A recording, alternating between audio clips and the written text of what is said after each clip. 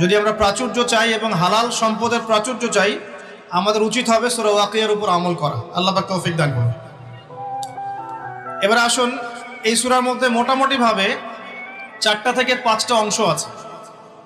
প্রথম অংশটাতে আল্লাহ রাব্বুল আলামিন ইযা ওয়াকাআতিল ওয়াকিয়া এখান থেকে শুরু করে প্রায় 10 নম্বর আয়াত পর্যন্ত আল্লাহ রাব্বুল আলামিন এখানে কিয়ামতের কথা বলছেন, যে কিয়ামত অবশ্যম্ভাবী, এটা ঘটবেই, এ বিষয়ে কোনো সন্দেহ নাই।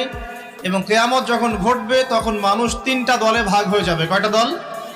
3টা। একটা হচ্ছে ডান পার্শ্বওয়ালা আসহাবুল ইয়ামিন, যারা আল্লাহ রাব্বুল আলামিনের ডান দিকে থাকবে। একদল হচ্ছে আসহাবুশ শিমাল, যারা আল্লাহ রাব্বুল আলামিনের বাম দিকে থাকবে।